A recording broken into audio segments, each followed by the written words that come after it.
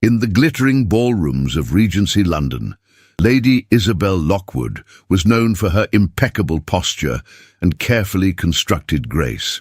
What society did not know was that beneath her pristine silks lay a map of survival, scars that told a story she had sworn never to reveal. When the formidable Duke of Grayson proposed a truce between their warring families, she agreed with one condition: he would never ask about her past. But fate, as it often does, had other plans. One evening, a simple gesture, a loosened ribbon, a moment of vulnerability, would shatter every carefully built wall between them, forcing both to confront truths neither was prepared to face. If you're listening to this story, don't forget to click the like button, subscribe to the channel, and tell me in the comments which part of the world you're listening from. I want to know how far it's traveled. The autumn of 1816 brought with it a chill that seemed to settle not merely upon London's cobblestone streets, but into the very bones of those who walked them. Lady Isabel Lockwood stood before the towering window of Lockwood House in Mayfair, watching the grey clouds gather over Hyde Park. Her reflection stared back at her. A young woman of 22 years, with dark auburn hair pinned into an elaborate coiffure, her pale complexion set off by the deep emerald of her morning dress. To the casual observer, she appeared every inch the privileged daughter of the Earl of Ashford, a woman whose greatest concern was which gloves to wear to Lady Pemberton's soiree. The truth, as it often is, was considerably more complicated. "You look positively funereal, my dear," came the sharp voice of her mother, the Countess of Ashford, as she swept into the drawing-room. Lady Margaret Lockwood was a handsome woman in her 5th decade, her blonde hair only slightly faded, her figure still trim despite having borne 4 children. She carried herself with the absolute certainty of one who had never questioned her place in the world. One would think you were attending an execution rather than meeting your intended. Isabel turned from the window, her expression carefully neutral. "Forgive me, Mamma. I was merely contemplating the weather." "The weather?" her mother repeated, her tone suggesting that contemplating the weather was perhaps the most frivolous occupation imaginable. "You should be contemplating your future, Isabel.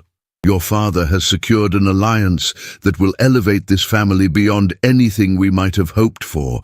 The Duke of Grayson is one of the most powerful men in England. His estates span 3 counties. His connections reach to the Prince Regent himself, the Duke of Grayson. Even his name carried weight, like a door closing with finality. Isabel had met him precisely once, at a ball 3 weeks prior.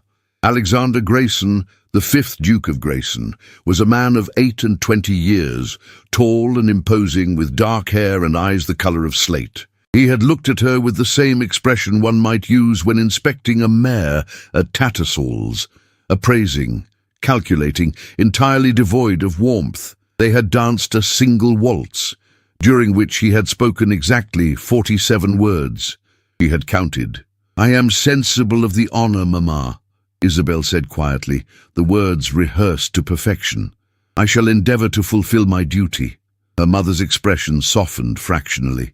She crossed the room and placed a cool hand against Isabel's cheek. "You are a good girl, Isabel.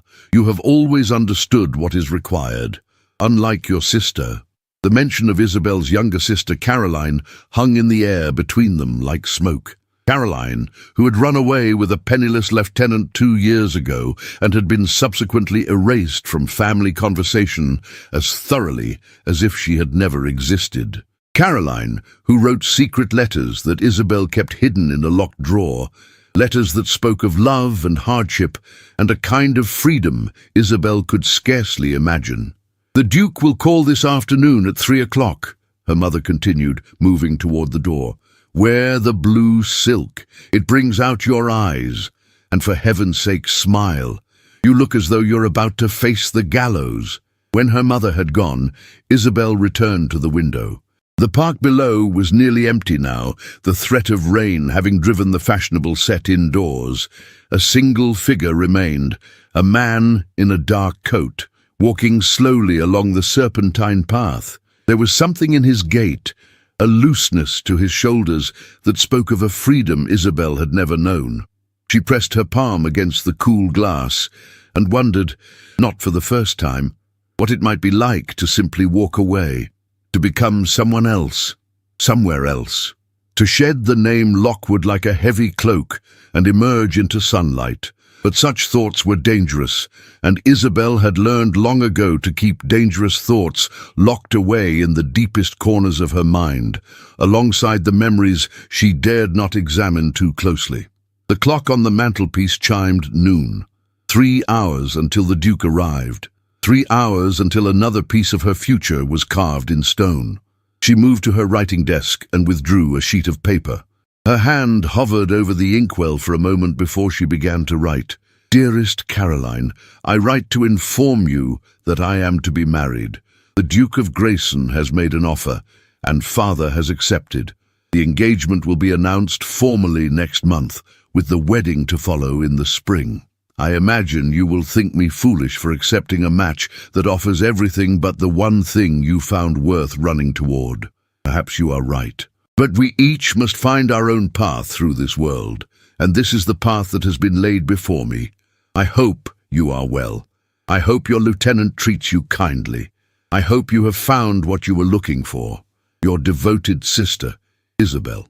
She folded the letter carefully and sealed it with wax, knowing she would send it through the usual clandestine channels. A sympathetic maid who had a cousin in the village where Caroline now lived. Her parents must never know that she maintained contact with her disgraced sister. That secret, at least, was entirely her own. The afternoon arrived with the inevitability of the tide. Isabel was dressed in the prescribed blue silk, her hair arranged in soft curls around her face, her expression composed into what she hoped resembled pleasant anticipation. Her mother had provided last-minute instructions about posture, conversation, and the importance of not appearing too clever. "Men appreciate intelligence, but they do not wish to be challenged," she had said. "Remember that." When the butler announced the Duke's arrival, Isabel rose from her chair with the grace that had been drilled into her since childhood. Her father, the Earl, entered first, his round face flushed with pleasure. Behind him came the Duke of Grayson. In the afternoon light streaming through the drawing-room windows, Alexander Grayson appeared even more imposing than Isabel remembered. He stood well over 6 feet tall, his broad shoulders filling his perfectly tailored coat of midnight blue. His features were aristocratic, a strong jaw, high cheekbones, a mouth that looked as though it had forgotten how to smile. His dark hair was swept back from his forehead, revealing a face that might have been handsome if it had shown any warmth whatsoever. "Lady Isabel," he said, bowing precisely. His voice was deep, cultured, and entirely impersonal. "Your Grace," she responded, curtsying with equal formality. Her father beamed as though he had just brokered a peace treaty between warring nations. "Perhaps you young people would like to take a turn about the garden. The weather has cleared somewhat." It was not a suggestion. Isabel accepted the Duke's proffered arm and allowed him to escort her through the French doors onto the terrace. The garden of Lockwood House was her mother's pride. Carefully manicured hedges, late-blooming roses, gravel paths that crunched satisfyingly beneath one's feet. They walked in silence for nearly a minute before the Duke spoke. "I understand congratulations are in order," he said. His tone suggested he found the entire affair about as exciting as a trip to his solicitor. "Thank you, Your Grace. I will be frank with you, Lady Isabel." He stopped walking and turned to face her fully. His grey eyes were as cold and assessing as she remembered. "This is an arrangement that serves both our families well. Your father gains an alliance with one of the oldest ducal families in England. I gain—" He paused, and something flickered across his face. "Connections that will prove useful to my political ambitions. I do not pretend this is a love match." Isabel felt something inside her chest contract, though whether it was relief or disappointment, she could not say. "I appreciate your honesty, Your Grace. I expect you to fulfill the duties of a duchess," he continued, as though outlining terms in a business contract. "You will manage my household, hostess my entertainments, and in time provide an heir. In return, you will want for nothing. You will have your own establishment, your own income, and I will not interfere in your pursuits as long as they are conducted with appropriate discretion." It was the longest speech she had heard him make. Isabel tilted her head slightly, studying him. "And what of affection, Your Grace? Am I to understand that is not part of this arrangement?" For the first time, something like surprise crossed his features. "Affection, Lady Isabel, is a luxury. I am offering you security, position, and freedom within appropriate bounds. That is considerably more than most women of your station can expect." He was not wrong.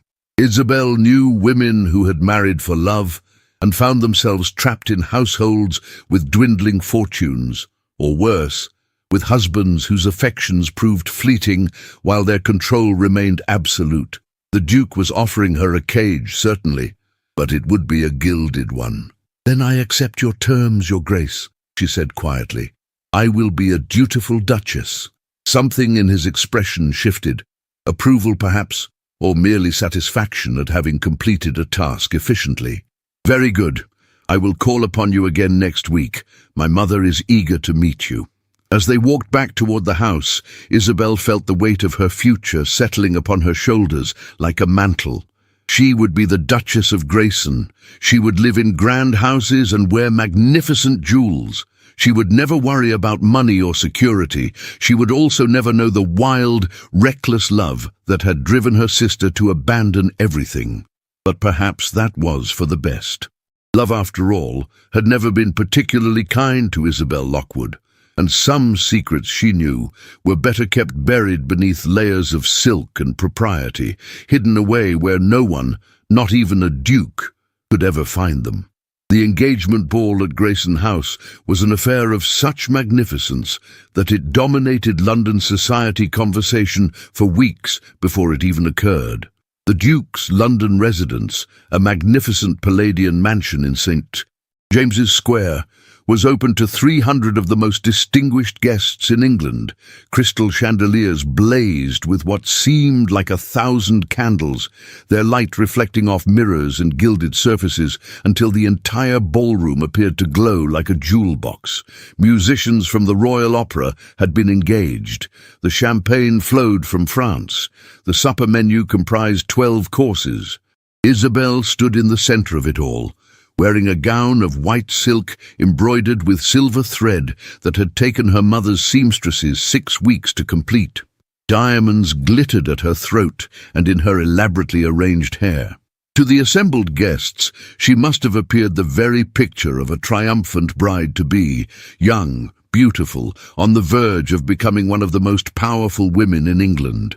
Inside, she felt as though she were standing at the edge of a precipice. "You look positively ethereal, my dear," said the Duchess Dowager of Grayson, the Duke's mother, as she surveyed Isabel with the critical eye of a general inspecting troops. The Dowager was a formidable woman in her 60s, her silver hair piled high, her posture so rigid it seemed she had been carved from marble. "The Grayson diamonds suit you admirably. They have been worn by duchesses of this family for 4 generations." "You honor me, Your Grace," Isabel murmured, touching the cold stones at her throat. They felt heavy, like a collar. "My son is making an excellent match," the Dowager continued, her tone suggesting she found this fact slightly surprising. "Your lineage is impeccable, your deportment exemplary. I confess I had concerns when Alexander informed me of his choice. The Lockwoods, while respectable, are not precisely our usual circle. But you have proven yourself quite adequate." Adequate. The word settled over Isabel like ash. Before she could formulate a response, the Duke himself appeared at her side. "Mother," he said, his tone carrying a warning, "you are monopolizing my betrothed." "I am merely acquainting myself with the future Duchess of Grayson," the Dowager replied coolly. "A duty you seem content to delegate." Isabel watched a muscle tighten in the Duke's jaw. "If you will excuse us, Mother, Lady Isabel and I are expected to open the dancing." He offered Isabel his arm and led her toward the center of the ballroom. As they took their positions for the waltz, Isabel became acutely aware of 300 pairs of eyes upon them. The orchestra lifted their instruments. The Duke's hand settled at her waist with all the warmth of a business transaction. They began to dance. "You are managing this admirably," he said, his voice low enough that only she could hear. "My mother can be challenging." "I have survived worse, Your Grace," Isabel replied, then immediately wished she could recall the words she never spoke of before. Never. His grey eyes sharpened with interest. "Have you? I confess I know very little about you, Lady Isabel, beyond what appears in the pages of Debrett's. Perhaps we should remedy that." "There is little to tell, Your Grace. I have led a remarkably unremarkable life." "Somehow," he said, guiding her through a turn. "I find that difficult to believe." Before Isabel could respond, the music swelled to its conclusion. The assembled guests applauded politely. The Duke bowed. Isabel curtsied. The ritual was complete. What followed was a parade of congratulations and thinly veiled assessments. Dowagers scrutinized her bloodline. Young ladies whispered behind their fans, some with envy, others with something closer to pity. Men bowed over her hand and made gallant pronouncements about the Duke's good fortune. Through it all, Isabel smiled and nodded, and played her part with the precision of an actress who has studied her role to perfection. It was nearly midnight when everything changed. Isabel had retreated to a small withdrawing room off the main ballroom, desperate for a moment of peace. Her head ached from the weight of her elaborate hairstyle. Her feet throbbed in the delicate slippers that looked beautiful but offered no comfort whatsoever. She was adjusting one of the pins in her hair when the door opened behind her. She turned, expecting her mother or perhaps one of the other young ladies. Instead, she found herself face to face with a woman she did not recognize. The stranger was beautiful in a hard, glittering way. Blonde hair, blue eyes, a gown of scarlet silk that seemed deliberately provocative for such a formal occasion. "So you are the little mouse who has captured the Duke," the woman said, her voice dripping with contempt. She closed the door behind her with a decisive click. Isabel straightened, her fingers still raised to her hair. "I beg your pardon." "Lady Isabel Lockwood," the woman continued, advancing into the room like a predator circling prey. "The perfectly proper Earl's daughter. Tell me, does Alexander know what he's really getting? Does he know where you've been, what you've done?" Ice flooded Isabel's veins. "I don't know who you are, madam, but—" "No, of course you don't. Why would you? I am Lady Vivian Ashworth, and I have just returned from 3 years in Italy, where I was sent to recover from various indiscretions. But unlike you, I never tried to hide what I was." Vivian's smile was cruel. "I know your secret, little mouse. I know about the asylum." The word hit Isabel like a physical blow. The room seemed to tilt sideways. "That is a lie." "Is it? Shall we ask your dear fiancé? Shall we inform him that his perfect bride spent 18 months locked away in a private madhouse, courtesy of her own family?" Vivian laughed, a sound like breaking glass. "What drove you mad, I wonder? Was it the scandal with Lord Ashford's stablemaster? Or was it something darker still?" "Stop," Isabel whispered, but her voice had no strength. "The Duke deserves to know what manner of creature he's binding himself to, a woman with madness in her blood. A woman who bears the marks of restraints and worse." Vivian's eyes dropped to Isabel's ribs, as though she could see through the elaborate silk. "Oh yes, I know about the scars." Isabel felt the room closing in around her. The walls of the withdrawing room transformed in her mind's eye to the walls of that other room, that terrible place where she had spent the darkest months of her life. The memories she had fought so hard to bury came clawing their way to the surface. The smell of carbolic soap and unwashed bodies, the screams echoing through stone corridors, the casual cruelty of attendants who saw their charges as less than human. "Why are you doing this?" she managed to ask. "Because Alexander Grayson was meant to be mine," Vivian replied simply. "Before I was sent away, we had an understanding. Then you appeared, all demure and proper, and stole what should have been my future. But I will not allow it. Before this night is over, everyone will know exactly what you are." She turned and swept toward the door. Isabel lunged forward, catching Vivienne's wrist. "Please, please, I beg you, don't do this." Vivienne wrenched her arm free with surprising strength. "Begging does not become a duchess, Lady Isabel. Then again, you were never truly meant for that role, were you?" The door opened. Vivienne stepped into the corridor. And then, in a voice that carried with crystal clarity through the open doorway into the crowded ballroom beyond, she said, "Good heavens, Lady Isabel, whatever is wrong? You look positively unwell. Should someone summon a doctor? Or perhaps the attendants from Highgate Asylum?" The conversation in the ballroom died, as though a curtain had fallen. Heads turned. Whispers began, spreading through the crowd like ripples across a pond. Isabel stood frozen in the doorway, aware that every eye in the room had fixed upon her. She could see her mother's face, white with horror, her father looking confused and angry, the Duchess Dowager, her expression one of cold fury, and the Duke. Alexander Grayson stood in the center of the ballroom, his face unreadable, his eyes locked upon Isabel with an intensity that made her want to disappear into the floor. "Highgate Asylum," someone whispered loudly enough to be heard. "Isn't that where they send the mad? I heard the Lockwood girl had some kind of breakdown years ago. They kept it quiet, of course, but everyone knew something was wrong. Imagine allowing the Duke to enter such an engagement without disclosing." Isabel felt her carefully constructed world shattering around her like glass. She pressed a hand to her ribs, to the scars hidden beneath her gown, and felt the phantom pain of old wounds reopening. The ballroom seemed to spin. The faces around her blurred into a nightmarish kaleidoscope. She had to leave, now, before she shattered completely. Without a word, without explanation, Isabel gathered her skirts and ran. She fled through the crowd of stunned guests, down the grand staircase, through the marble entrance hall. Behind her she heard voices calling her name, her mother's shrill protest, her father's angry command to stop. But she did not stop. She could not stop. She burst through the front doors into the cold October night, gasping for air like a drowning woman breaking the surface of water. The street was dark, lit only by the flickering gaslight. Somewhere in the distance, a church bell tolled midnight.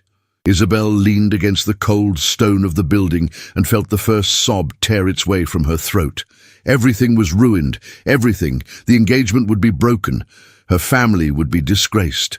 She would be sent back to that place or somewhere worse. The cage she had resigned herself to was broken, but there was no freedom in this destruction, only chaos and ruin. Behind her, she heard footsteps, heavy, measured, masculine. "Lady Isabel." It was the Duke's voice, cold and controlled even now. She could not turn to face him. She could not bear to see the disgust that must surely be written across his features. "I am sorry, Your Grace," she whispered to the darkness. "I am so very sorry." For a long moment, there was only silence. Then, from behind her came two words that would change everything. "Tell me." The Duke's carriage rattled through the dark streets of London with Isabel huddled in one corner, wrapped in his greatcoat. She had refused to go back inside Grayson House, refused to face the gawking crowds and whispered speculation. Alexander Grayson had not argued. He had simply summoned his carriage, informed the driver of their destination, and handed her in with the same grave courtesy he might have shown to royalty. They sat in silence for the duration of the journey. Isabel kept her eyes fixed on the window, watching the elegant squares of Mayfair give way to the quieter streets of Bloomsbury. When the carriage finally stopped before a handsome townhouse on Bedford Square, she looked at the Duke in confusion. "Where are we?"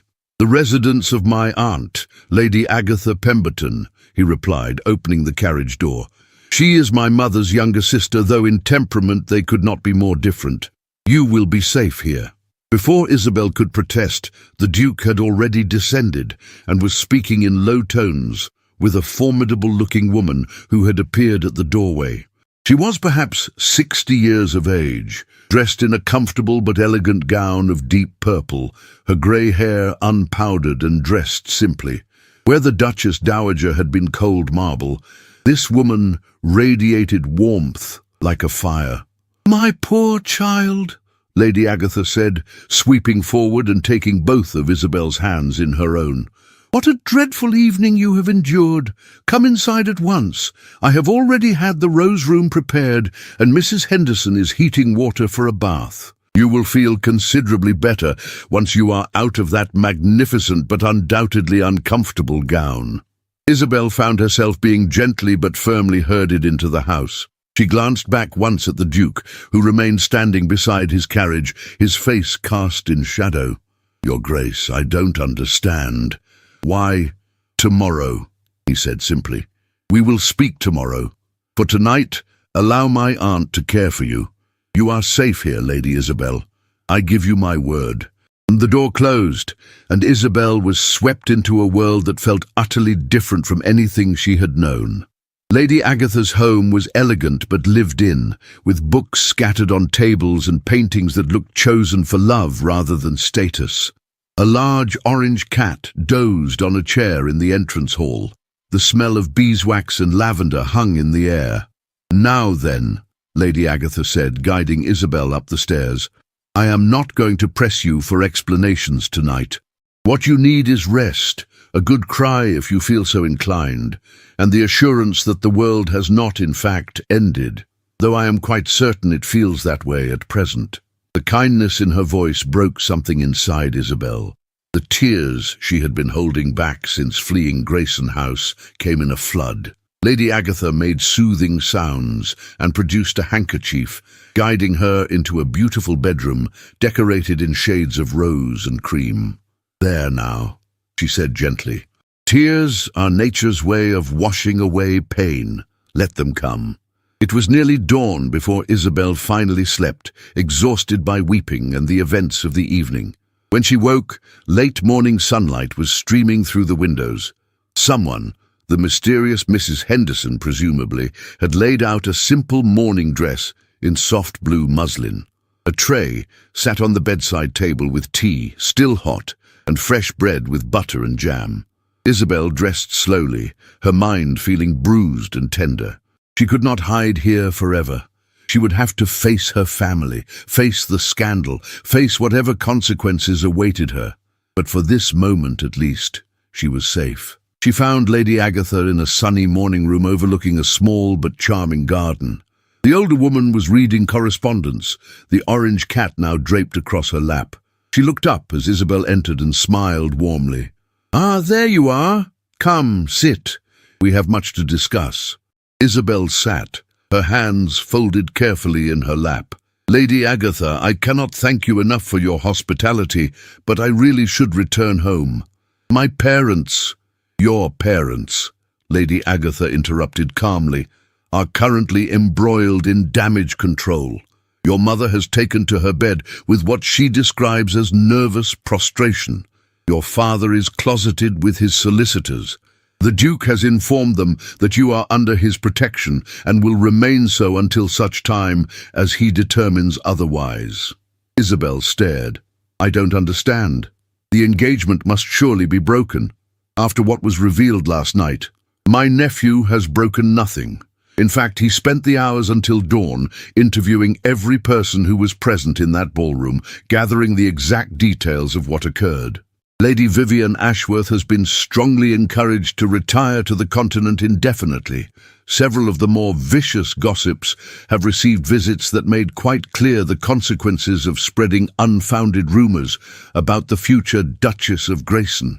Lady Agatha set down her teacup with a decisive click. "Alexander is many things, but he is not a man who abandons his commitments. But surely, once he knows the truth, he asked me to give you this." Lady Agatha handed Isabel a sealed letter. "He will call this afternoon at 4 o'clock. In the meantime, I suggest you read what he has written, and then, if you feel able, tell me the story that Lady Vivian attempted to weaponize against you." Isabel broke the seal with trembling fingers and unfolded the letter.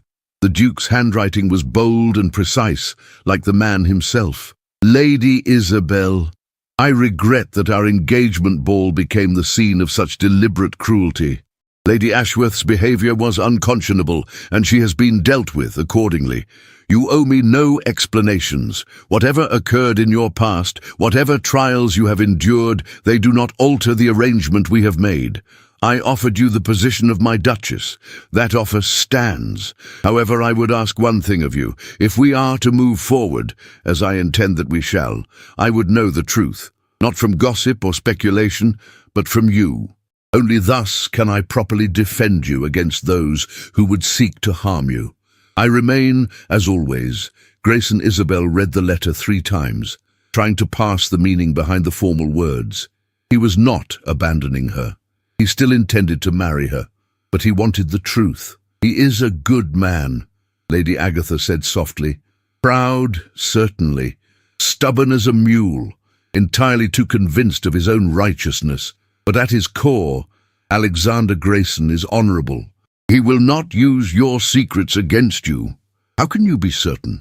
Lady Agatha smiled sadly. "Because I too have spent time in a place like the one you endured. 40 years ago, when my first husband died, and I went quite mad with grief. In those days, such places were even worse than they are now. I understand what it means to carry those scars, child, both the visible and invisible ones." Isabel felt something inside her chest crack open. For the first time in years, she found herself wanting to speak the words she had kept locked away. Slowly, haltingly, she began to tell her story. She spoke of her childhood, privileged but cold, her mother obsessed with status, her father distant and preoccupied with politics. She spoke of her sister Caroline, the only person who had ever truly loved her. She spoke of the summer she turned 19, when a charming gentleman had paid her particular attention at a house party. She had been naive enough to believe his pretty words, to allow him certain liberties. When he tired of her, he had spread vicious rumors that destroyed her reputation among the younger set. "My parents were furious," Isabel said, her voice flat now with the effort of holding back emotion. "Not at him, but at me, for being foolish, for allowing myself to be compromised. I became unwell. I could not eat, could not sleep. I would wake screaming from nightmares. My mother decided I was becoming hysterical, that I needed to be corrected. She arranged for me to be sent to Highgate Asylum, not as a patient, she insisted, but as someone who needed rest and moral correction." She paused, touching her ribs unconsciously. It was not rest. The attendants believed that discipline and punishment could cure any ailment of the mind. When I resisted their treatments, they used restraints, leather straps that cut into flesh. When I continued to resist, they used other methods. Lady Agatha's hand found hers and squeezed. "You need not continue if it pains you." "No," Isabel said. "If I am to tell this story, let me tell it completely. Let someone finally know all of it." She described the 18 months of horror, the cold, the darkness, the casual cruelty. She described how she had learned to survive by becoming very, very still, by never showing emotion, by building walls inside herself that no one could breach. She described how Caroline had discovered where she was being kept and had raised such a fury that their parents finally relented and brought her home. But by then, the damage was done. Isabel had learned that the world was not safe, that even family could betray you, that survival meant never letting anyone see your weakness. "So I became what they wanted," she finished quietly. "The perfect daughter, obedient, proper, empty. And I thought if I married the Duke, I could at least have security, a role to play, a cage that was predictable." She laughed bitterly. "But now even that is impossible." Lady Agatha was quiet for a long moment. When she finally spoke, her voice was fierce. "My dear girl, you have survived hell itself. You are not broken, and you are not mad. You are a woman who endured cruelty that would have destroyed someone weaker. And now you have a choice to make." "What choice?" "You can continue to hide behind walls, continue to be the perfect empty vessel they tried to make you, Or you can decide to live, to reclaim yourself, to build a life that is yours, not merely the one others have prescribed for you. Lady Agatha leaned forward. My nephew is offering you a partnership, not a prison sentence. If you can find the courage to let him see you, truly see you, you might discover something worth more than security. Before Isabel could respond, Mrs. Henderson appeared at the door. Begging your pardon, my lady, but the Duke of Grayson has arrived. Isabel's heart began to race. But it is not yet 4 o'clock.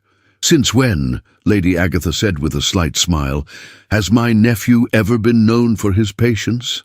Come, child, let us see what manner of man Alexander Grayson truly is.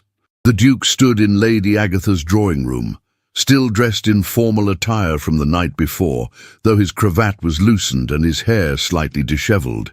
He looked exhausted but alert, his grey eyes fixing on Isabel the moment she entered the room. Lady Isabel, he said, bowing, I trust you slept better than I did. I doubt anyone in London slept well last night, Your Grace. Alexander, he corrected. If we are to be married, you might as well use my Christian name in private. He glanced at his aunt. Would you excuse us, Aunt Agatha? I shall be in the library, she replied, sweeping out and closing the door behind her with a decisive click. They stood facing each other across the elegant drawing room. Isabel waited for him to speak first, to ask questions, to demand explanations. Instead, he did something entirely unexpected. He sat down in one of the chairs and gestured to another. Please, sit. This is not an interrogation. Isabel perched on the edge of the chair, her posture rigid. I have spent the night learning as much as I can about what occurred at Highgate Asylum, Alexander said without preamble. I sent my secretary to examine their records. The treatment you received was barbaric, unforgivable. I've already spoken with my solicitors about potential legal action against the facility and certain of its staff. Isabel stared at him. Why would you do that? Because injustice offends me, he replied simply. Because no one should endure what you endured. Because you are to be my wife, and I protect what is mine. But you don't. You cannot want a wife who has been in such a place, who bears the marks of— May I see them? Alexander asked abruptly. Isabel felt the blood drain from her face. I beg your pardon. Your scars. May I see them? His expression was unreadable. Lady Ashworth mentioned them. I would know the full extent of what was done to you. No. The word came out sharper than she intended. Absolutely not. For the first time, something like emotion flickered across his face, frustration perhaps, or hurt. Isabel, if we are to have any hope of making this marriage work, we cannot have secrets between us, not about this. You ask too much. Perhaps. He stood and moved to the window, his back to her. Tell me something. Do you wish to continue with this engagement? If the answer is no, if you would rather I released you from our arrangement, I will do so. My pride will recover, but I need to know. Isabel sat very still, considering the question. Did she want to marry Alexander Grayson, a man she barely knew, who had shown her more consideration in 12 hours than her own family had in years, who looked at her with those penetrating grey eyes and saw not a perfect duchess, but something more complicated? I do not wish to be released, she said quietly, but I cannot. I am not. I will never be the wife you deserve. I am damaged, Your Grace. Broken. He turned from the window, and in 2 strides he was before her, kneeling so that they were at eye level. Up close, she could see that his eyes were not merely grey, but contained flecks of blue and green, like a storm-tossed sea. You are not broken, he said, his voice fierce. You are a survivor, and I would have no other woman as my duchess. You say that now. I say it, and I mean it. But Isabel, I need you to trust me. Not completely. Not yet. But enough to let me see what you are so afraid to show. Only then can we move forward. It was perhaps the most foolish decision of her life. But something in his eyes, something genuine and unwavering, made Isabel slowly reach for the ribbon that secured the high collar of her morning dress. Her hands shook as she loosened it, then began to unfasten the tiny buttons that ran down the side of her bodice. "Don't," Alexander said quickly, catching her hands. "Not here. Not like this. Come." He led her to a small settee and sat beside her, leaving a respectful distance between them. "Show me only what you feel able, and know that nothing I see will change my intention to marry you." Isabel took a shaking breath and pulled the fabric of her dress away from her left side, just enough to reveal the skin along her ribs. In the bright morning light, the scars were clearly visible. White lines where leather restraints had cut deep, discolored marks from burns, the strange puckered look of poorly healed wounds. Alexander looked at them for a long moment, his jaw tight. Then, very gently, he reached out one finger and traced the longest scar. His touch was feather-light, almost reverent. "Thank you," he said softly, "for trusting me with this." Isabel quickly pulled her dress back into place, her face burning. "They are ugly, shameful. They are evidence of survival," Alexander corrected. "And I swear to you, Isabel, no one will ever harm you that way again. Not while I draw breath." Something shifted between them in that moment, a tentative bridge being built across the chasm of their mutual wariness. He stood and offered her his hand. "Come. My aunt mentioned she is hosting a small gathering this evening. Scholars, writers, a few reformers. The sort of people my mother would never allow through the doors of Grayson House. I think you might find it interesting. You would have me appear in society so soon, after last night's scandal? I would have you see that there is more than one society in London, more than one way to live." He smiled, and it transformed his face entirely. "Consider it part of your education as the future Duchess of Grayson. A duke must know how to move in all circles, not merely the most fashionable ones." That evening, Isabel found herself in Lady Agatha's drawing room, surrounded by people unlike any she had met before. There were university professors discussing social reform, a lady novelist who published under a masculine pseudonym, a Scottish doctor who had radical ideas about treating mental illness with compassion rather than punishment. The conversation ranged from politics to literature to science, and no one looked at Isabel with pity or speculation. They looked at her as though she were simply another intelligent person whose opinions might be worth hearing.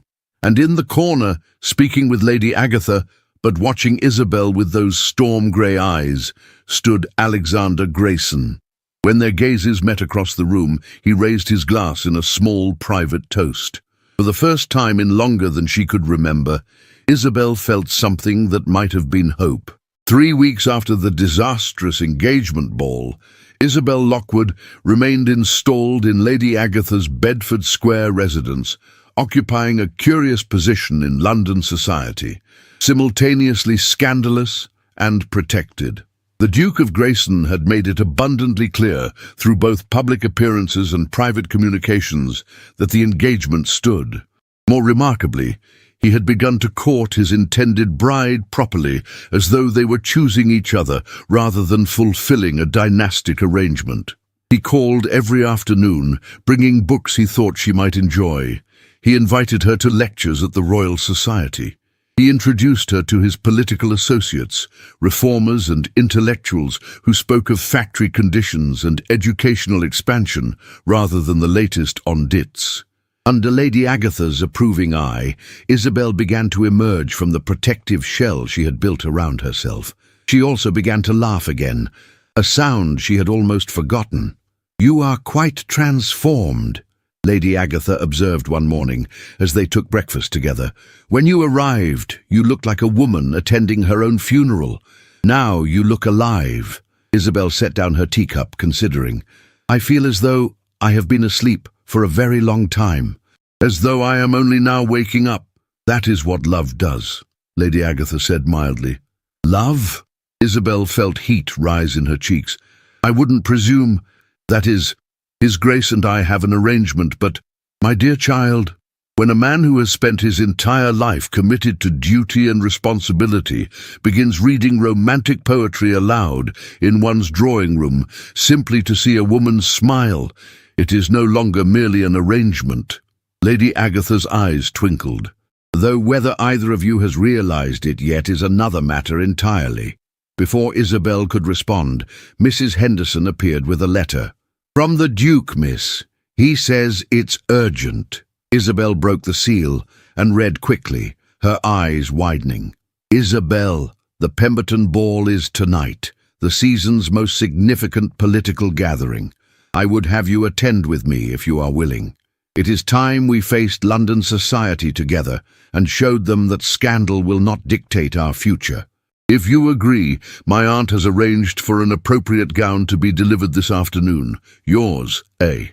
He wishes me to attend the Pemberton Ball," Isabel said, looking up at Lady Agatha in disbelief. "Surely that is madness. After what happened, you retreated. London society loves nothing more than a visible wound to pick at. If you continue to hide, they will create whatever narrative suits their appetite for scandal." Lady Agatha leaned forward. "But if you walk into that ballroom on the arm of the Duke of Grayson, head high, unapologetic, you seize control of your own story." "I don't know if I have the courage." "Courage is not the absence of fear, my dear. It is the decision to act despite it. And you, Isabel Lockwood, have survived far worse than a ballroom full of gossips." That evening, Isabel stood before the mirror in her room at Bedford Square, barely recognizing herself. The gown Lady Agatha had commissioned was a masterpiece, deep sapphire silk that brought out the blue in her eyes, cut simply but elegantly, with none of the fussy embellishments that had characterized her previous wardrobe. Her hair was dressed more naturally, soft curls framing her face. She wore only simple pearl earrings, no elaborate jewels. She looked, she realized with some surprise, like herself. Not the manufactured perfection her mother had insisted upon, but the woman she might have become if life had taken a different path. When Alexander arrived to collect her, his reaction was everything she might have hoped for. He stood in the entrance hall of Lady Agatha's home, staring at her with an expression she could not quite decipher. "You look—" He paused, seeming to struggle for words. "You look magnificent. The gown is lovely," Isabel said, smoothing the silk nervously. "I was not speaking of the gown." His eyes held hers, and something passed between them, some acknowledgement of what was growing between them, undefined but undeniable. The carriage ride to Pemberton House was brief. Alexander kept her gloved hand in his thumb tracing small circles against her palm through the fabric. "You need not do this if you are not ready," he said quietly.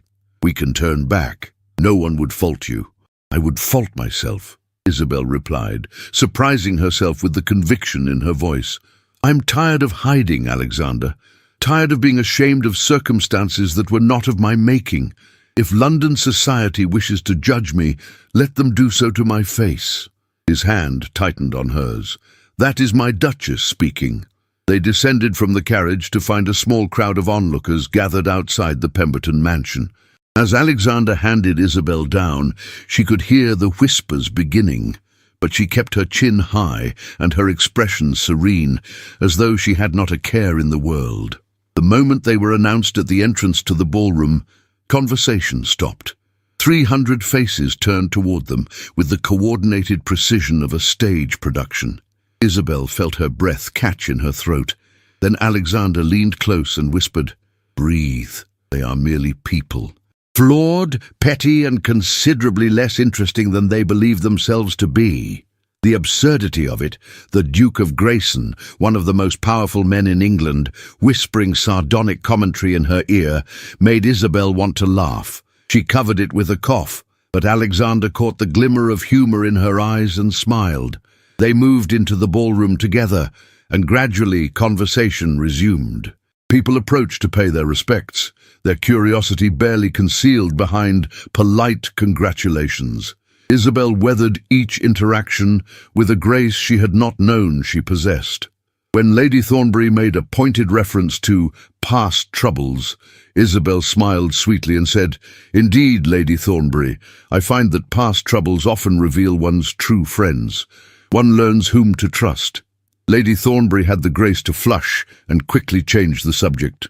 They had been there perhaps an hour when Isabel saw her across the ballroom. Lady Vivian Ashworth, who was supposed to have departed for the continent, stood near the terrace doors in a gown of poisonous green. Beside her, looking uncomfortable, was a young woman Isabel recognized, her own sister Caroline.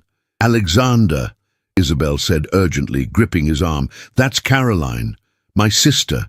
What is she doing here, and why is she speaking with Lady Vivian?" Alexander followed her gaze, his expression darkening. "I thought Vivian had been encouraged to leave London. Someone has been interfering." They moved through the crowd toward the terrace. As they approached, Isabel could hear Lady Vivian's poisonous whisper, "Must be so difficult for you, Mrs. Whitmore, to watch your elder sister ensnare a duke when you yourself made such a disastrous marriage. A lieutenant's wife, living in genteel poverty. Do you ever regret choosing love over security?" "Every day," Caroline said quietly, though her chin was raised defiantly. "But at least I chose. At least my husband sees me as more than a useful alliance." "How touching, and yet here you are, attending a ball you could not possibly afford on your own.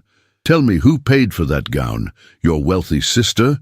Or perhaps she is already too grand to remember her poor relations. That is quite enough." Isabel's voice cut through the venom like a blade. She stepped between Vivian and Caroline, her posture protective. "You will not speak to my sister that way." Vivian's smile was cruel. "Oh, the madwoman has found her voice. How delightful. Tell me, Lady Isabel, does the Duke know you have been harboring correspondence with a woman who disgraced your family? Does he know you have been secretly supporting her financially?" "I know everything about Lady Isabel's relationship with her sister," Alexander said coldly, moving to stand beside Isabel, "including the fact that Mrs. Whitmore was the only member of her family with the courage and decency to rescue her from Highgate Asylum. I consider that a point in Mrs. Whitmore's favor, not a scandal." Caroline's eyes widened. "Isabel, you told him? He deserved the truth," Isabel said softly. Then, turning back to Vivian, "You have no power over me anymore, Lady Vivian. You attempted to destroy me once. You failed. And now you are simply tedious." Something flared in Vivian's eyes, rage or perhaps recognition of defeat. "You think you have won? You think the Duke will truly accept you once he knows every sordid detail? Men like Alexander Grayson do not marry damaged goods. They use them and discard them." "Lady Vivian," Alexander's voice was glacial, "you are speaking to my betrothed, the future Duchess of Grayson. I suggest you reconsider your words very carefully." "Why?" Vivian laughed bitterly. "What will you do, Your Grace? Banish me from society? I have already been banished. Ruin my reputation? I have no reputation left to lose. You took everything from me when you chose her over me." "I chose no one over you," Alexander replied. "You destroyed yourself through your own venomous behavior. Lady Isabel had nothing to do with it." "Liar!" Vivian's voice rose, drawing attention from nearby guests. "We had an understanding. Before I was sent to Italy, you and we were meant to marry. But then your precious mother decided I was not suitable, and you simply acquiesced. You let me be sent away without a word of protest, and when I returned, expecting you to honor what we had begun, I found you betrothed to her." She pointed at Isabel with a shaking hand. "A woman with madness in her blood. A woman who bears the scars of—" "Stop!" The command came not from Alexander, but from Caroline, who stepped forward with surprising authority for a woman in a simple dress who had been cowed moments before. "I was there that summer, Lady Vivian. I remember exactly what kind of understanding you had with the Duke. You pursued him relentlessly while he treated you with polite indifference. You manufactured compromising situations in the hopes of forcing an engagement. And when his mother finally had you removed from society, it was not because of any slight against you. It was to protect her son from your increasingly unhinged behavior." Vivian's face had gone white. "You know nothing. I know everything," Caroline continued. "Because I was friends with your lady's maid, who told me exactly how many letters you sent that were returned unopened, how many times you attempted to arrange accidental meetings. You speak of my sister's time in an asylum as though it defines her. But at least she went mad from genuine pain. Your obsession is entirely self-created." The crowd around them had grown. Whispers rippled outward like waves. Vivian looked around wildly, realizing too late that she had become the spectacle, not Isabel. "You have proven my point," Isabel said quietly. "You said I would never be accepted, that the Duke would not truly want me. But here we stand, together. While you rant and rage and accomplish nothing, I survived worse than you, Lady Vivian. I survived people who had absolute power over my body and my freedom. You are nothing but wind." She took Alexander's arm and began to turn away. Behind her, Vivienne made a sound like a wounded animal. There was a rustle of fabric, the gasp of onlookers. Isabel turned just in time to see Vivienne lunge forward, her hand raised as though to strike. Alexander moved with surprising speed, catching Vivienne's wrist mid-swing. "You forget yourself, madam. Let me go." Vivienne struggled against his grip. "She has ruined everything, everything. I could have been, you could have been nothing," Alexander said, releasing her with a look of disgust. "Because you have nothing inside you but bitterness and spite. Now leave, immediately, before I have you forcibly removed." 2 footmen appeared as though summoned. Perhaps they had been, Isabel realized, as she noticed Lord Pemberton himself standing nearby, his expression grave. Vivian was escorted from the ballroom, still protesting, her voice growing fainter as she was led away. The silence that followed was deafening. Then Lord Pemberton began to applaud, slowly at first, then with increasing vigor. His wife joined him, then others. Within moments, the entire ballroom was applauding, not for the spectacle Isabel realized with dawning wonder, but for her. "Well handled," Lord Pemberton said, approaching them with a warm smile. "Lady Isabel, you have shown remarkable grace under pressure. And you, Grayson, about time you found a woman with actual spine rather than empty elegance." "I quite agree," came another voice. Isabel turned to find the Duchess Dowager, Alexander's formidable mother, approaching. Her expression was unreadable. "Lady Isabel, I owe you an apology. When I first met you, I saw only what I expected to see. Breeding and deportment. I did not see courage. I see it now." "Your Grace," Isabel managed, curtsying. "You will do very well as Duchess of Grayson," the Dowager continued, "assuming my son has the good sense not to let you escape. Alexander, I suggest you stop making this poor girl endure long engagements and public spectacles and simply marry her before someone else realizes her worth." Alexander looked at Isabel, and in his eyes she saw a question.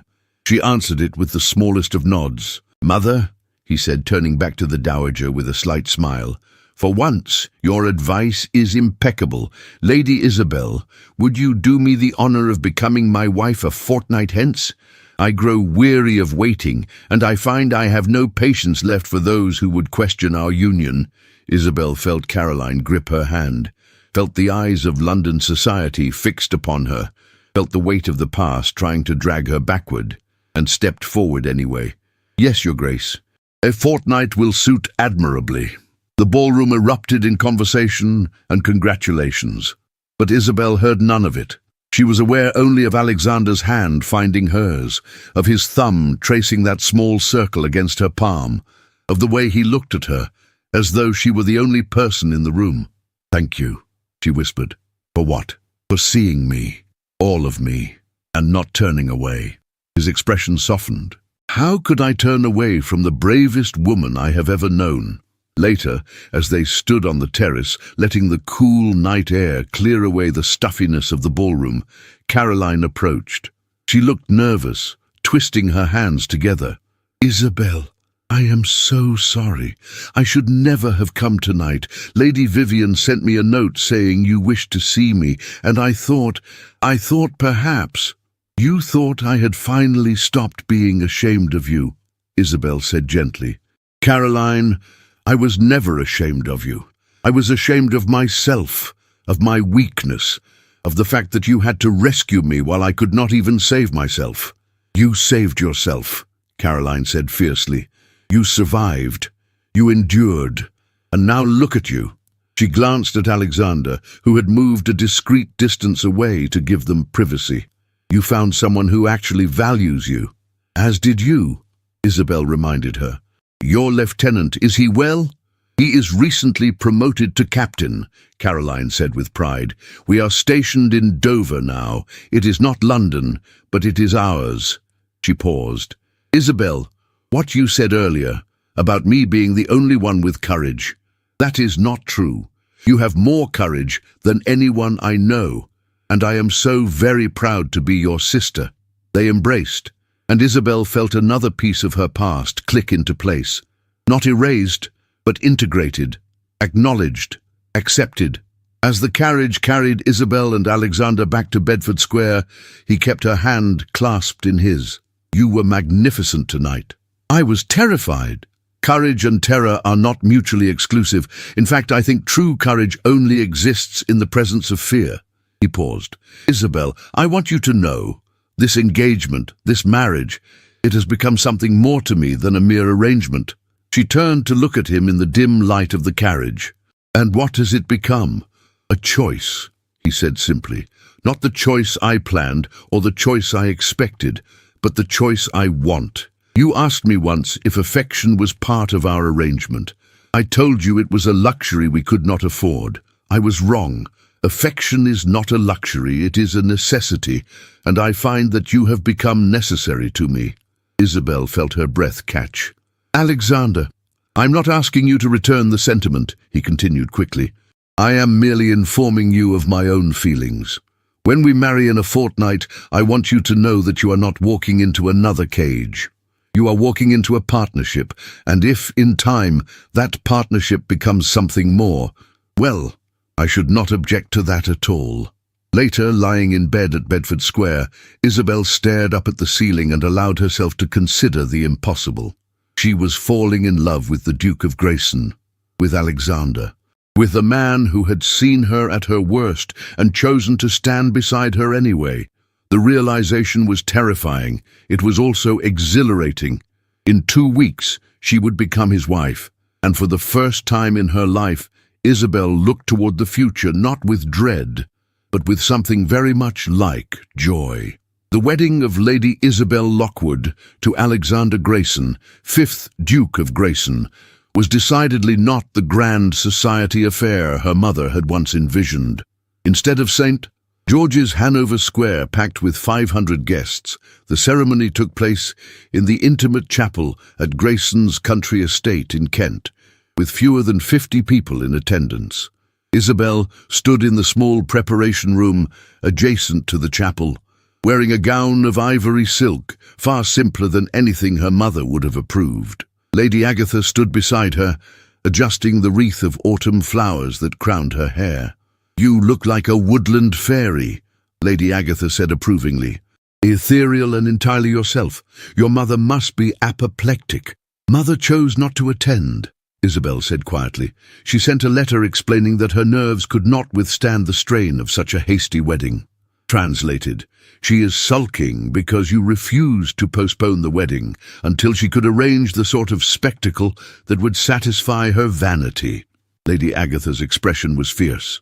"You are better off without her poisonous presence, my dear." "My father is here," Isabel said. "He arrived this morning. I saw him speaking with Alexander earlier. In fact, the Earl of Ashford had requested a private audience with his daughter just an hour ago. He had stood in the doorway of her room, looking older than she remembered, his face drawn with something that might have been regret. "Isabel," he had said, the word awkward on his tongue. They had never been close. "I came to, that is, I wanted to say," he paused, struggling. "I failed you. When you needed protection, I provided punishment. I convinced myself I was acting for your own good, but the truth is I was acting to preserve my reputation, our family name. I sacrificed my daughter to maintain appearances." Isabel had stood very still, feeling something crack open inside her chest. "I cannot undo what was done," her father continued. "I cannot give you back those months, but I can tell you that I am sorry, truly sorry. And I can tell you that Grayson is a far better man than I deserve to have as a son-in-law. He made clear to me exactly what he thinks of how I treated you. He also made clear that any future relationship between our families depends entirely upon your wishes, not mine. I don't know what I wish, Isabel had admitted. I am angry. I may always be angry, but you are still my father. Then perhaps, he had said hesitantly, you would allow me to walk you down the aisle. I have no right to ask, but I would like to give you away properly this time, not as a transaction, but as a father witnessing his daughter's choice. Isabel had considered refusing. Part of her wanted to refuse, wanted to make him feel even a fraction of the pain she had endured. But another part, the part that was learning to move forward rather than remain trapped in the past, recognized that forgiveness did not mean forgetting. It simply meant choosing not to let old wounds define her future. You may walk with me, she had said finally, but know this, Father, I am not being given away. I am choosing. There is a difference. Now, as Lady Agatha finished the final adjustments to her gown, Isabel heard the first strains of music from the chapel. Her heart began to race. Are you ready? Lady Agatha asked gently. I don't know, Isabel confessed. This is not at all what I expected my wedding to be. There are more of Alexander's political associates here than society figures. My mother is absent. My sister is standing as my witness. Everything about this is unconventional. Precisely, Lady Agatha said, smiling. It is a wedding that reflects who you actually are, not who others expected you to be. Now come. Your Duke is waiting, and despite his formidable composure, I suspect he is every bit as nervous as you. The chapel at Grayson Park was medieval in origin, all stone arches and jewel-toned stained glass. Autumn sunlight streamed through the windows, casting patterns of amber and crimson across the flagstone floor. Isabel paused at the entrance, her hand resting lightly on her father's arm, and looked down the short aisle to where Alexander waited. He stood beside the altar in formal attire, his dark hair neatly arranged, his posture perfectly erect. But his eyes, those storm-grey eyes that saw too much, were fixed on her with an intensity that made her forget to breathe. As she began to walk toward him, she saw his expression shift from formal composure to something rawer, more vulnerable. Later, he would tell her that in that moment, watching her walk toward him in a crown of autumn flowers, he had finally understood what poets meant when they wrote of the heart stopping. But now, he simply held out his hand, and she took it. The ceremony was brief. The rector spoke of partnership and mutual respect, of choosing one's path with courage. When the time came for vows, Alexander turned to face her fully, still holding both her hands in his. Isabel, he said, his voice carrying clearly through the small chapel, I vow to see you, truly see you, every day of our lives together. I vow to honor your strength and your scars, your courage and your fears. I vow to stand beside you, not above you. And I vow to love you not despite your past, but because every moment of that past has made you the woman you are. Isabel felt tears prick her eyes. She had not written specific vows, believing the traditional words would suffice. But now, looking at this man who had somehow become essential to her, she found words rising unbidden. Alexander, I vow to trust you with the truth of who I am. I vow to build a life with you, not merely exist in one you provide. I vow to be your partner in all things, your duchess, your friend, your equal, and I vow to love you even though love terrifies me, especially because it terrifies me, because you have taught me that some things are worth the risk. And oh, when the rector pronounced them married, and Alexander lifted her veil to kiss her, the small congregation applauded. But Isabel heard only the sound of her own heart, beating a rhythm that sounded suspiciously like hope.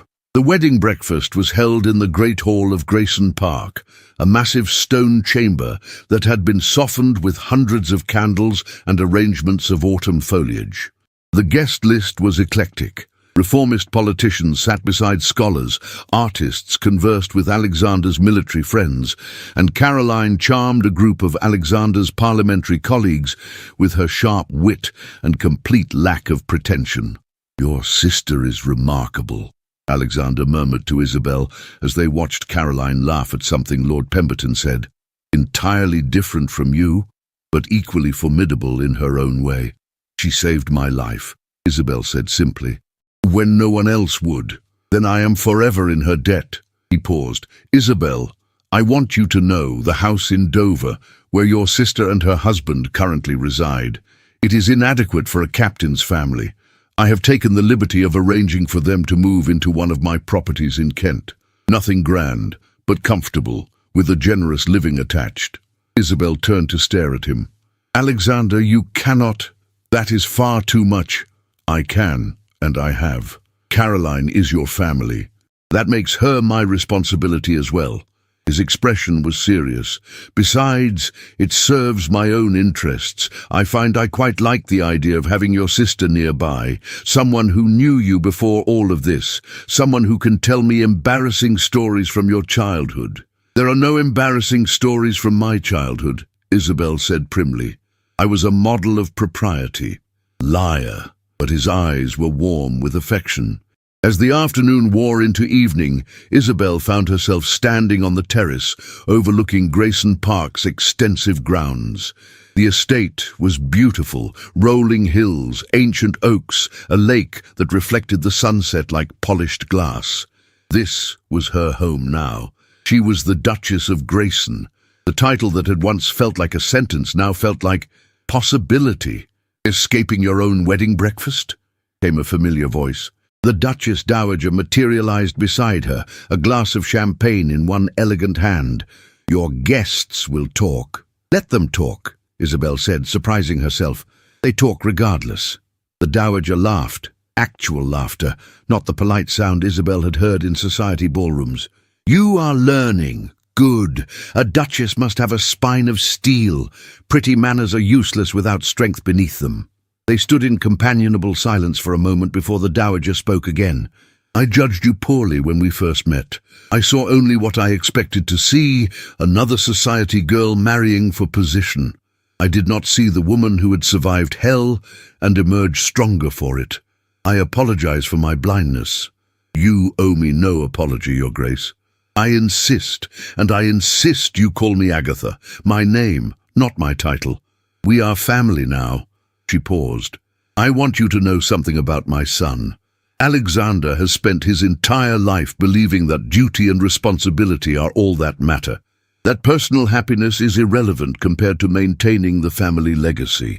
You have taught him something different. You have taught him that life can be chosen, not merely endured. For that alone I would love you. But I find I love you for yourself as well. You will be a magnificent duchess. Before Isabel could respond, Alexander appeared in the terrace doorway. Am I interrupting? Not at all, his mother said. I was just leaving. I suggest you take your bride for a walk by the lake. The sunset is particularly fine this evening. She swept past her son, pausing only to touch his cheek briefly. Be happy, my dear boy. You have earned it. Alexander watched his mother depart, then turned to Isabel with a slightly bemused expression. Did my mother just give us her blessing? Her actual, genuine blessing? I believe she did. Extraordinary. He offered Isabel his arm. Walk with me. They descended from the terrace and followed a gravel path toward the lake. The evening air was cool but pleasant, carrying the scent of autumn leaves and wood smoke from the distant village. Ducks paddled lazily across the water's surface. The sun hung low on the horizon, painting everything in shades of gold and amber. This is my favorite place on the entire estate, Alexander said, as they reached the lake's edge. When I was a boy, I used to escape here when my tutors became too demanding or my father's expectations too heavy. I would sit by this lake and imagine different lives, different futures. And what did you imagine? Freedom, he said simply. Not from responsibility. I always knew what I would become. But freedom within that role. The ability to shape it rather than merely inherit it. He turned to face her fully. You have given me that, Isabel. You have shown me that the role of Duke need not be a cage, that I can honor my family's legacy while also creating something new. I have done nothing Isabel protested. You made all the choices. You decided to stand by me. You defended me. You survived. Alexander interrupted. When everything conspired to break you, you survived. And then you chose to live rather than merely exist. That took courage I cannot begin to fathom. You gave me permission to have courage as well. Isabel felt her throat tighten with emotion. I am not brave, Alexander. I am terrified most of the time. Terrified that I am not enough, that I will fail you, that the darkness will return and... He pulled her close, wrapping his arms around her. She could hear his heartbeat, steady and strong. Then we will be terrified together, he said quietly, and we will face that darkness together. You are not alone anymore, Isabel. You will never be alone again. They stood that way as the sun sank below the horizon and the first stars began to appear. Isabel felt something inside her, some tight, painful knot that had been there for years, finally begin to loosen. She was married. She was a duchess. She was loved. Most impossibly of all, she was happy. Later that night, in the Duchess's chambers of Grayson Park, Isabel stood before the fire in her nightgown while her new lady's maid brushed out her hair. The room was beautiful, all deep blues and soft creams, with furniture that looked comfortable rather than merely impressive. Alexander had explained that he had redecorated the chambers specifically for her, guided by Lady Agatha's observations about what might suit her taste. When the maid had gone, Isabel walked to the connecting door between the Duchess's chambers and the Duke's. Her hand hovered over the handle for a long moment. They had not discussed the expectations for their wedding night. Part of her knew that consummating the marriage was expected, necessary. Another part of her was still that terrified girl in the asylum who had learned that giving others power over one's body led only to pain. Before she could decide, the door opened from the other side. Alexander stood there in a dark blue dressing gown, his hair slightly disheveled, looking uncharacteristically uncertain. I did not want to presume, he said quietly. I thought I should ask, rather than simply, may I come in? The simple courtesy of the question, the respect implicit in asking permission, made Isabel's decision easy. Yes, please. He entered, closing the door softly behind him. They stood facing each other in the firelight, and Isabel realized this was the first time they had been truly alone since the wedding ceremony. Isabel, Alexander said carefully, I want you to know that we need not. That is, if you are not ready for... He paused, clearly struggling. I am making a mess of this. What are you trying to say? That I will not force this. That your comfort matters more than tradition or expectation. That we have our entire lives ahead of us, and there is no rush. He met her eyes. That I would rather wait a year, 10 years, than cause you a moment's distress. Isabel felt something warm unfurl in her chest. She reached out and took his hand, pulling him gently toward the fire. I am not made of glass, Alexander. I will not shatter if you touch me. But your scars, your past, are part of me, she finished. But they are not all of me. I'm also a woman who chose you, who married you, who would very much like her husband to kiss her properly. A slow smile spread across his face. Properly? The kiss at the ceremony was quite chaste. Suitable for a chapel full of witnesses. But we are alone now, Your Grace. Surely you can do better.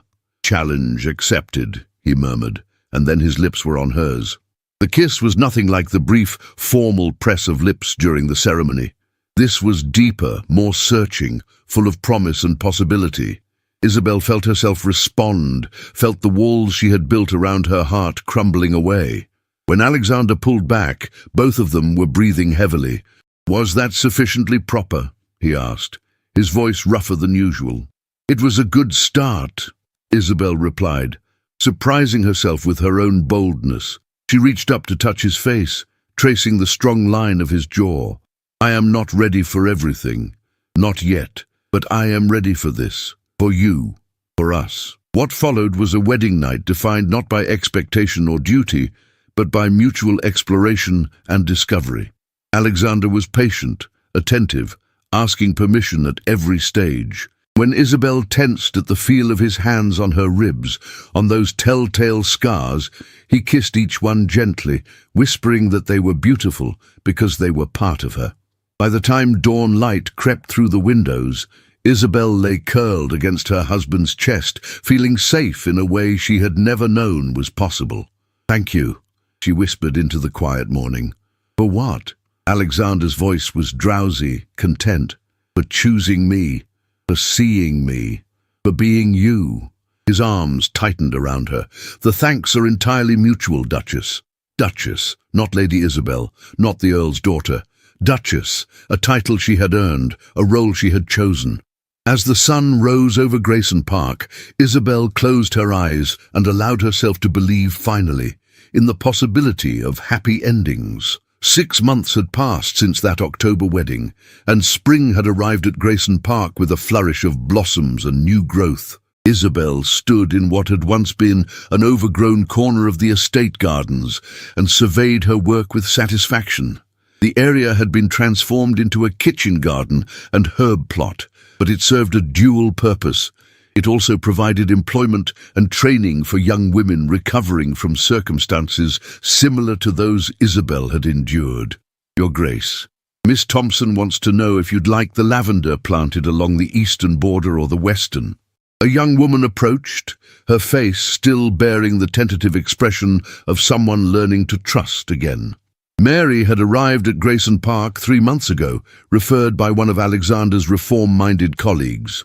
She had spent 2 years in a Yorkshire asylum after a nervous collapse following the death of her child. Now she was learning horticulture and slowly rediscovering how to live. Eastern border, Isabel decided.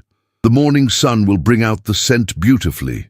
And Mary, please call me Isabel when we're working in the garden. Titles seem rather ridiculous when one's hands are covered in soil. Mary smiled, a rare sight, and one that warmed Isabel's heart. "As you wish, your Isabel." The project had begun modestly. Isabel had mentioned to Alexander her wish to do something meaningful with her position, something beyond hosting dinner parties and managing household accounts. She had spoken of her own experience, of how powerless she had felt, of the women she had seen in Highgate who had no one to advocate for them and nowhere to go, even if they were released. Alexander had listened, then quietly arranged meetings with physicians, reformers, and charitable organizations.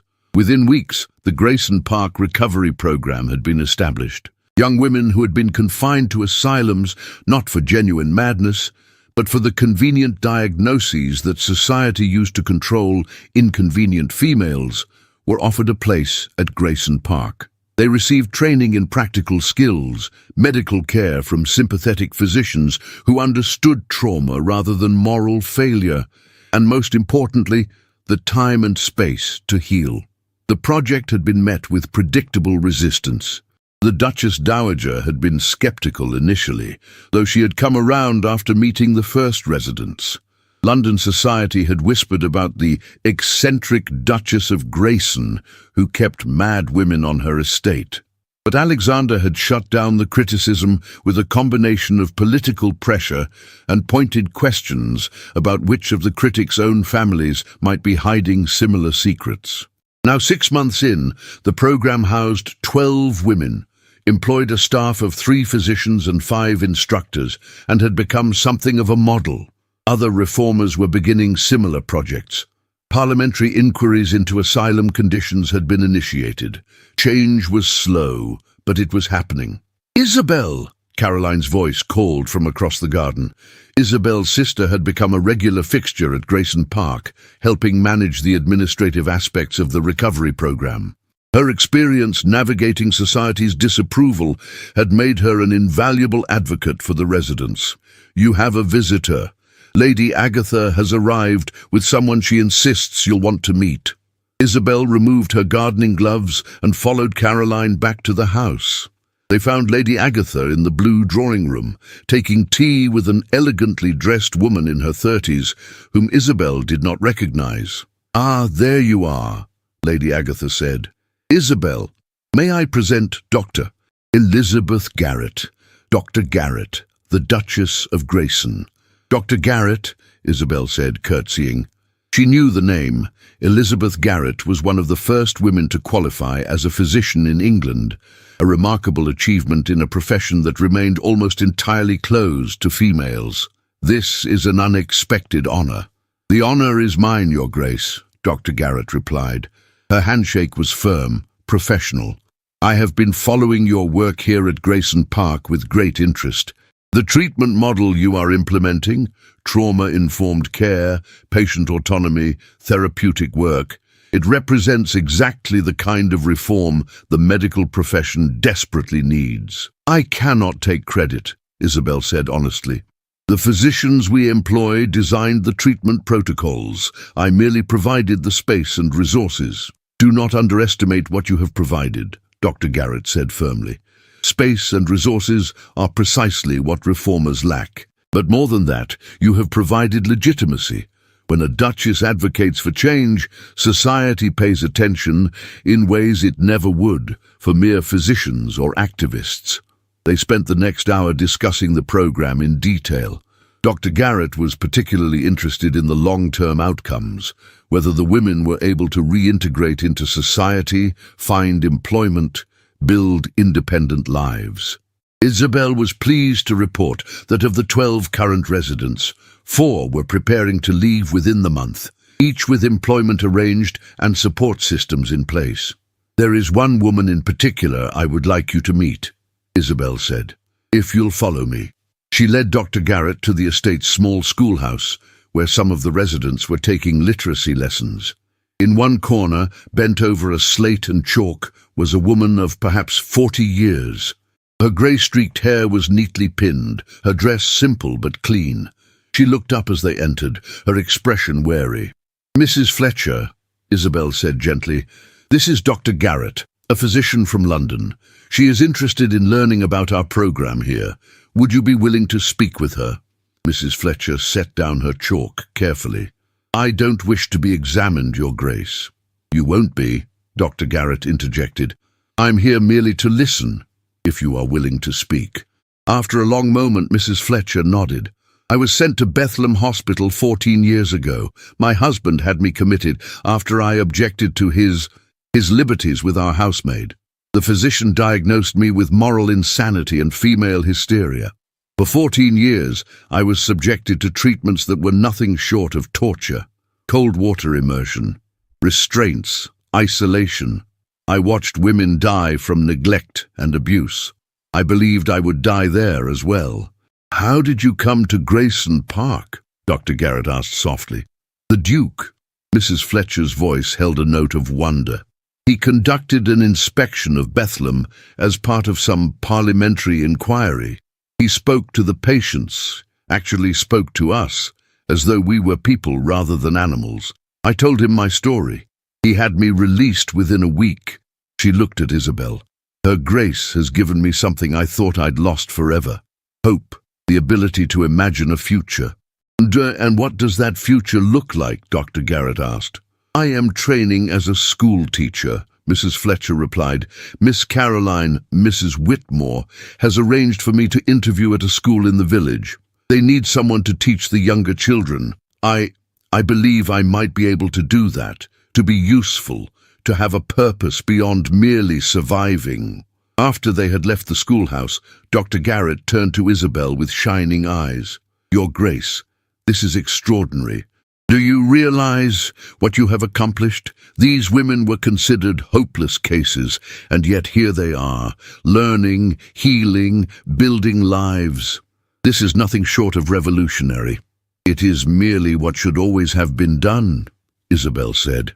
These women were never mad. They were inconvenient, too intelligent, too independent, too willing to question the men who controlled their lives.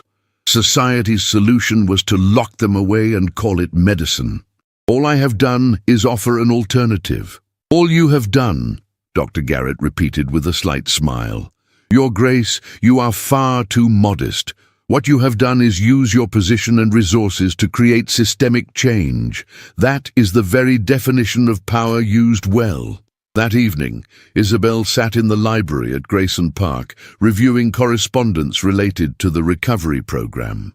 There were letters from physicians seeking to learn more about their methods, from other reformers proposing partnerships, from families seeking placement for their own daughters or sisters. The pile seemed to grow daily. "You look thoughtful," Alexander said, entering the library and closing the door behind him. He had returned from London that afternoon, where he had been attending Parliament. "Should I be concerned?" "Only about my ability to keep up with the demand," Isabel replied, setting aside the letters.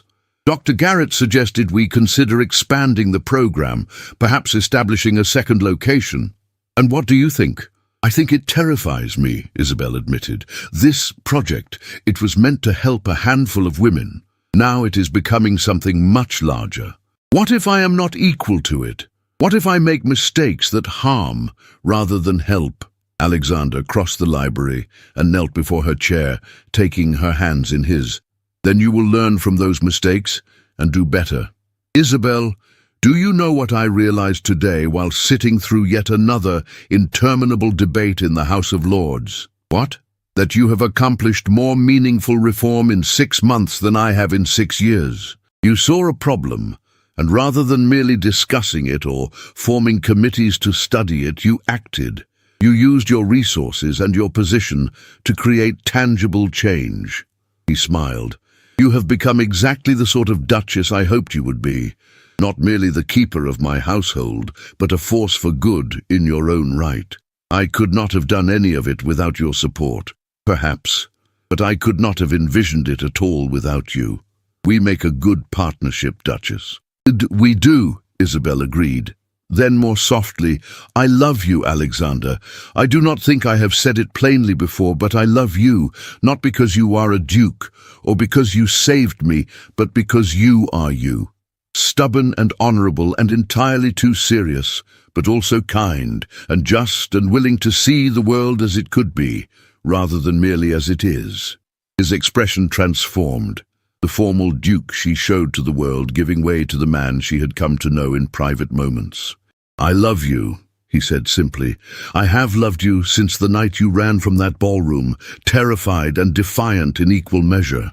I have loved you through every day since, and I will love you for whatever days remain to us." He rose and kissed her, and in that kiss was everything they had built together: trust and passion, partnership and devotion, the hard-won joy of two people who had learned that happy endings were not simply granted, but created through choice and courage. Later, as they sat together before the library fire, Isabel's head resting on Alexander's shoulder, she reflected on how far she had come. 6 months ago, she had been a woman running from her past, believing herself broken beyond repair. Now she was a duchess, a reformer, a woman who used her scars not as sources of shame, but as proof of survival. "What are you thinking?" Alexander asked, his fingers tracing idle patterns on her arm. "I am thinking about that night, the engagement ball, when Lady Vivian exposed my secrets and I thought my life was ending. And now?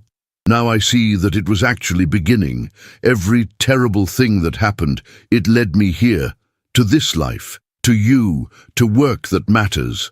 I do not believe suffering is noble or necessary. I would not wish my experiences on anyone, but I can acknowledge that I have become someone I might not have been without them." "Someone extraordinary," Alexander murmured. "Someone real," Isabel corrected. "Someone who knows that happy endings are not simple or perfect, but they are possible, even for people with scars." "Especially for people with scars," Alexander said, "because they understand how precious happiness is, how hard-fought and valuable." A knock at the library door interrupted them. "Begging your pardon, Your Grace," the butler said, addressing Alexander, "but a letter has arrived from Lord Pemberton. He says it is urgent." Alexander took the letter and broke the seal, reading quickly. His expression shifted from curiosity to satisfaction. "It seems Parliament has voted to establish a royal commission on asylum reform. Pemberton credits our work here at Grayson Park as the deciding factor. He wants us to testify before the commission." "Testify in public?" Isabel felt her heart rate spike. "I cannot, Alexander, I cannot stand before Parliament and speak about—" "You can," he said gently. "You are the Duchess of Grayson. More importantly, you are a survivor who has turned her pain into purpose. If anyone can make those lords understand why reform is necessary, it is you." Isabel took a deep breath, feeling the familiar flutter of fear. But beneath the fear was something else: determination, purpose, the knowledge that her story, her survival, could help others who had endured what she had endured. "Very well," she said finally. "I will testify, but on one condition." "What condition?" "That some of the residents testify as well, not just me. Their stories deserve to be heard directly, not filtered through my privileged position." Alexander smiled. "That, my dear Duchess, is precisely why you will succeed. You understand that true reform requires amplifying voices that have been silenced, not merely speaking on their behalf." 3 months later, Isabel stood in an antechamber of Parliament, dressed in a sober gown of deep blue, waiting to be called before the Royal Commission. Beside her stood Mrs. Fletcher and Mary, both nervous but resolute. Alexander squeezed Isabel's hand once, then stepped back to let her face this alone. "Are you ready?" she asked the other women. "No," Mary said honestly, "but I will do it anyway. Someone needs to tell the truth." "Then let us tell it," Isabel replied. When their names were called, the 3 women walked together into the chamber. Rows of lords and commissioners looked down at them from elevated seats, powerful men whose decisions would shape policy. But Isabel did not feel small or powerless. She felt, for the first time in her life, absolutely certain of her purpose. She began to speak, her voice clear and steady, telling the story she had hidden for so long. Beside her, Mrs. Fletcher and Mary added their own testimonies. They spoke of torture disguised as treatment, of women imprisoned for the crime of having opinions, or showing grief, or resisting abuse. They spoke of the physicians who profited from suffering, and the families who found it convenient to disappear inconvenient daughters. When they finished, the chamber was silent. Then one commissioner, an elderly Lord Isabel did not recognize, spoke. "Your Grace, you have given us much to consider. This commission will make recommendations for comprehensive asylum reform. You have my word that your testimony and the testimony of these brave women will inform every decision we make." It was not everything, but it was a beginning. As they exited the chamber, Isabel felt Alexander's hand find hers. "You were magnificent." "We were honest," Isabel replied. "Sometimes that is enough." 2 years later, Isabel sat in the garden at Grayson Park, a baby sleeping in her arms. Her daughter, named Caroline Agatha Grayson, after the 2 women who had taught Isabel what courage looked like, slept peacefully, her tiny fist curled against her mother's chest. The recovery program had expanded to 3 locations across England. Parliament had passed the Asylum Reform Act, mandating regular inspections, patient advocates, and stringent limits on restraint use. Mrs. Fletcher was now headmistress of a school for girls in the village. Mary had married one of the estate gardeners and was expecting her first child. Lady Vivian Ashworth had apparently settled in Italy, where rumour suggested she had found some measure of peace, though Isabel had received no direct word. "She is the image of you," Caroline said, sitting down beside her sister on the garden bench. "Same dark hair, same stubborn expression, even in sleep." "I hope she inherits better fortune," Isabel replied. "She will, because she has a mother who will teach her to be brave, to speak truth, to use power for purpose." Caroline smiled. "You have built something remarkable, Isabel. Not just this program, but a life, a real life, chosen rather than imposed." "We both have," Isabel replied. "You with your captain, your work with the program, your own happiness. All because you showed me it was possible to survive, to come through darkness and find light on the other side." Alexander emerged from the house, accompanied by Lady Agatha and the Duchess Dowager. The older women had formed an unlikely alliance, working together on various charitable initiatives. They approached the bench where the sisters sat, and the Dowager looked down at her granddaughter with an expression of almost comic sternness. "She will need to be raised properly," the the Dowager announced. "None of this progressive nonsense about letting children express their opinions." "Mother," Alexander said with exasperation, "she is 2 months old.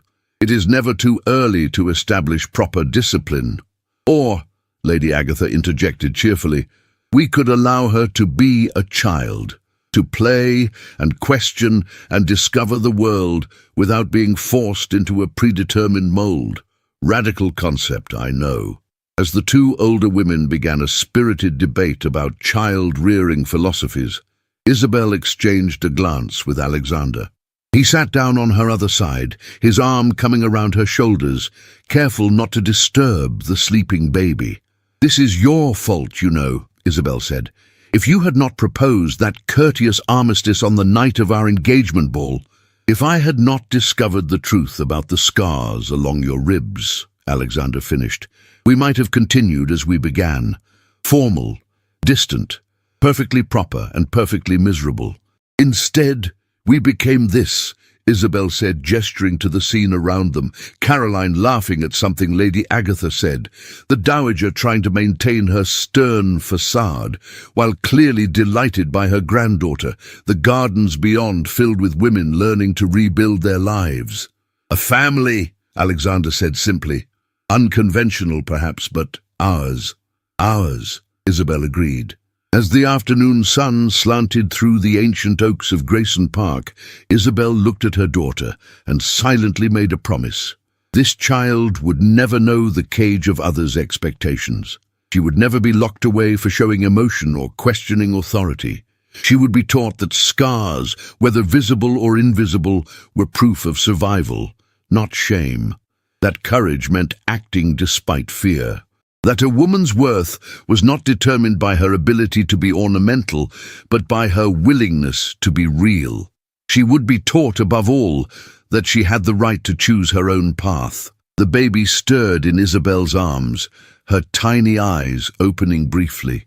For a moment, mother and daughter looked at each other, and Isabel saw infinite possibility reflected back at her. "Welcome to the world, little one," she whispered. "It can be beautiful and terrible in equal measure. But if you are brave, and if you are true, you will find your place in it. You will bloom where you are planted, and you will grow toward the light." Alexander's hand found hers, their fingers intertwining. Around them, their chosen family continued their cheerful bickering and laughter.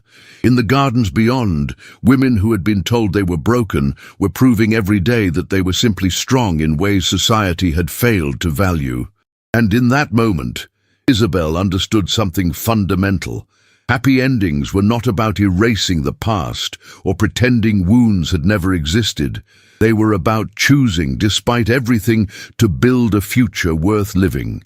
To take the scars one carried and transform them from shame into strength, to stand in the light fully seen and declare that survival was not merely enough, it was everything.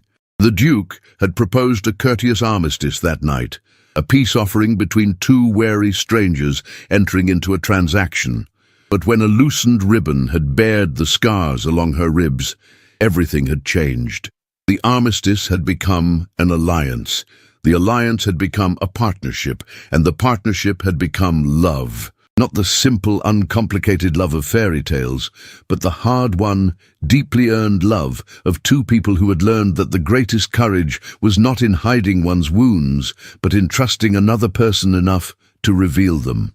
As the sun set over Grayson Park, painting the sky in shades of amber and rose, Isabel closed her eyes and felt, for the first time in her entire life, completely at peace. She was home. She was loved. She was free. And that was the greatest triumph of all. If you're listening to this story, don't forget to click the like button, subscribe to the channel, and tell me in the comments which part of the world you're listening from. I want to know how far this tale has traveled.